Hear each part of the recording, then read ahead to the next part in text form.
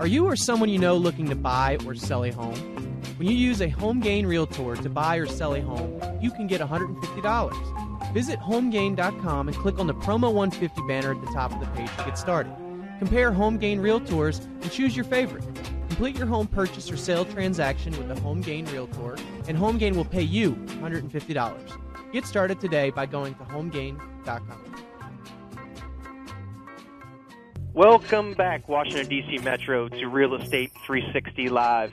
I'm your host, Ryan Sloper, joined today by my guest, Louis Cammarosano, the General Manager of HomeGain. Quick reminder, Real Estate 360 is designed to build the Washington, D.C. Metro's housing and credit markets one house at a time. If you ever have any questions, concerns, or real estate needs, the best number to reach out to us is 877-245-2030. That's 877-245-2030. And remember, guys, that's the off-air phone number. If you call that phone number, you'll get a voicemail. Just leave your name and contact information, and we will get back to you by the end of business today. Or you can visit us on the website at realestate360live.com.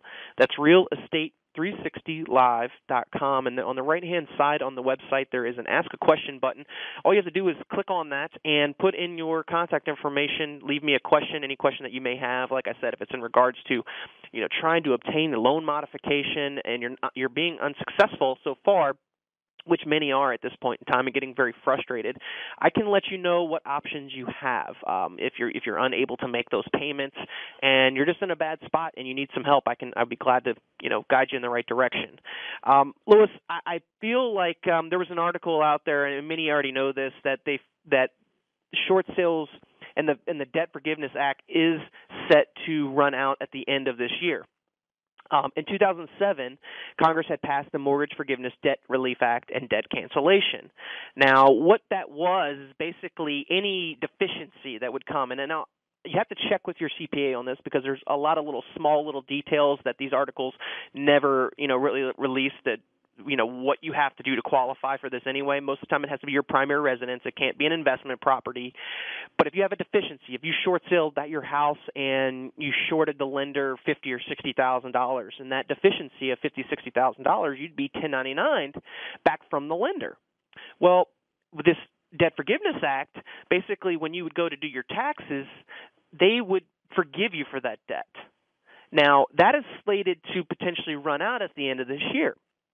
Many have the fear that, okay, well, if I don't get my short sale in by the end of this year, am I done? Am I stuck? Am I not going to be able to short sell my home after that period of time? I'd like to say that, now nobody knows for sure. But my personal opinion is that I think that there's a 99% chance that they're going to extend this, because number one, it's got to happen because there's 1 in 3 homeowners are upside down.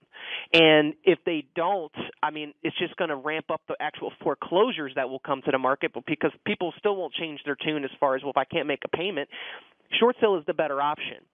Louis, what are your thoughts? What is your opinion on whether you think it will be extended or not? Well, I think that both sides are in favor of extending the Bush tax cuts, which would include this debt relief and debt cancellation. Yep. However, if Obama gets reelected, he's kind of made it a centerpiece that he's not going to pass any tax relief legislation. He's going to veto any tax relief legislation unless it includes some type of surtax on what he calls the millionaires and billionaires and the wealthy. So this is something that could go away. And another thing that I was looking at is the inheritance tax in 2013 will revert back to 2001 levels, and this is something for your listeners in the Washington, D.C. metro area, because you'll have a 55% tax on real estate, on estates worth over $1 million. Now, as you know, some of the homes in the Washington, D.C. metro area may be worth over $1 million, and if you have to pay 55% tax on that, in many instances, you're going to have to sell, and you might have to sell quickly. So, we've got this QE2, a QE3, and everybody's happy, thinks it's going to help the housing market, but you've got the double whammy of the tax cuts expiring, the lack of employment opportunities, and you have the student loan issue where 1 in 5 homes is burdened with student debt, and so the ability for people to actually move into this market, 1, to take advantage of the interest rates if they can't get them, 2, because they might have to sell homes, and 3, because student loans are burdening household expenses, you may not get this housing recovery as a result of QE3. Yeah, I tend to agree with you. And, many people, so I know it's going to happen. By the way, with the inheritance tax, what happens is if you have that type of tax burden, yeah, and you don't have the cash, you have to sell the house if your parents have died and left you with $1 million plus home.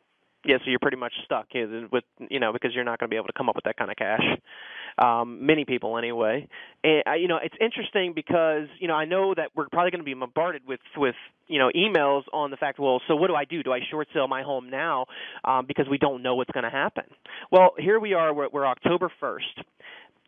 Most short sales are taking 90, 120 plus days. So even if you were to start the process now, guys, there's no guarantee that you're going to be able to close that short sale before the end of this year. So, I know many people are going to be, well, I wanted a short sale. Now I might be stuck with this tax liability. Well, unfortunately, we don't have the crystal ball of what's going to take place on Capitol Hill. We don't know what they're going to do. If you were consider short selling, it still could be in your best interest to do so, even if this debt forgiveness cancellation does run out. Even though you would be hit with a tax bill, for many people, it still would probably put you in a better financial position to be able to get rid of one of the largest liabilities that you have in your mortgage. You're exchanging your mortgage liability for a smaller tax liability. Exactly. I mean, you can't expect to get out of this scot-free, No, and I think that it's come to be expected that we can do things and not have to suffer any consequences at this point. I feel like this Debt Forgiveness Act it is giving many people a fresh start because you could short sell your house, you wouldn't have any liability as far as the deficiency goes, and then 2 years later, 3 years later, you could turn around and buy another house and without having to go through a physical bankruptcy. Yeah, it's amazing in the first place that they actually consider that income. It is. When you have debt forgiveness, because you haven't made any money. No, you haven't made any money at all. It's because the way that the banks are writing that debt down, that then they're giving it to you as taxable income. It's crazy. But I'm going to say that for people that are upside down right now, which is basically if you look up and down your street, 1 in 3 homeowners are upside down on their homes. I don't really see that trend changing over the next, obviously in the Washington, D.C. metro area, we have a different dynamic as far as the real estate market's concerned. We do have a very healthy job market compared to the rest of the country.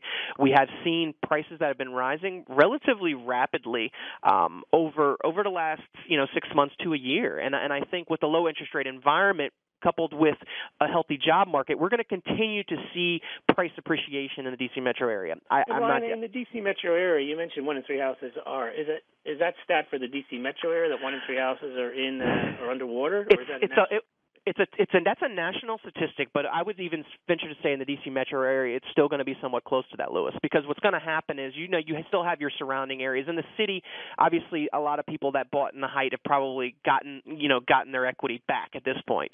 But in the suburbs and the surrounding areas of the major metropolitan Washington, D.C. area, I think that they took a definite beating. I mean, in neighboring counties, I'll even give you one, for instance, in Prince William County in Northern Virginia. At one point, prices had retracted almost like 50% from where they were, and then now they're slowly gaining back, but not as much as they are in, say, in Arlington County or in Alexandria.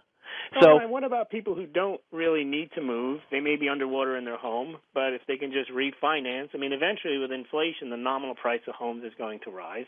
Yes. And if you hold on to your existing mortgage or a refinanced mortgage, you may come out better in the end anyway in a few years.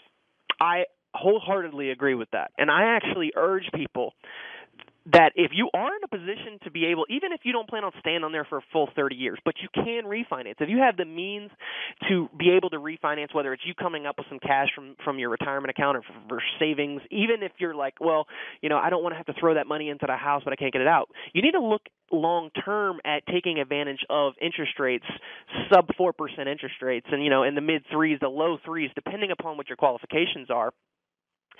You can lock yourself in to historically low interest rates that we may never see again in our lifetime.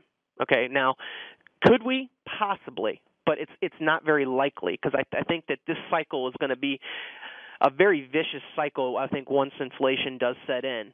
That's what happened in the 70s. Eventually, went to quash inflation. They've done a reverse Volcker, but Volcker had to raise, the Federal Reserve Chairman at the time in the late 70s, early 80s, had to raise interest rates up to almost 20%. Yeah, and if you take advantage of the interest rates, Lewis, if you take advantage of sub 4% interest rates right now, and let's just say, that you're over time your property's really not gaining value, so you're still not, in a position where you want to sell anyway. If inflation does set in and you choose to move and rent your property out, chances are you're probably going to be able to rent your property for more than your mortgage payment is. You're going to have a positive cash flow. Well, if inflation goes up, rent prices will go up. Rent prices will shoot through the roof, as they already have started to here in the D.C. metro area. And I think that this is going to be a trend that will continue year after year after year, especially with the Fed meddling with the money supply. That's at some point, all this money that's just sitting at the Fed or on the bank's balance sheets that's not being filtered out to the general market, where that's basically the only reason why we haven't seen this major, I think, inflation on the consumer level, is because that money still hasn't technically trickled out to us yet. We have seen it in energy, and we have seen it in cost of education, college. Yes, but I think this is Charlie Evans, the Chicago Fed president, was trying to jawbone up the QE3 or QE Infinity by saying that only $40 billion in long-term purchase would be a step down. So he's advocating even more Fed interaction. Yeah, I mean, it's insane how they feel that, to continue, and it is the definition of insanity, obviously, is doing the same thing over and over again, expecting a different result. You would think that the Fed could figure that out. And, maybe... I think they figured it out. I think they're going with their plan irrespective of what the consequences are going to be. Because they feel like they don't have any other choice. Correct. Yeah, and that's the unfortunate part of it, because heaven forbid that Congress comes in and say, you know what, we have a national deficit that we got to get a hold of, and we got to get a hold of it like yesterday. But that would be too easy. Well, you had Paul Ryan. He's considered a deficit hawk, and he balances the budget in his plan, which is considered draconian. What is it, 20 years, 30 years? Yep. That's not cutting spending. And I think only Ron Paul talked about, if he ever got elected president, he'd try to cut $1 trillion worth of spending in year one by eliminating a number of federal agencies. Yeah. That's not going to happen. It's not going to happen. We're coming up on a break, guys. When we come back, we're going to dive into the many questions that you guys have had over the last few weeks when we come back. Stay right there.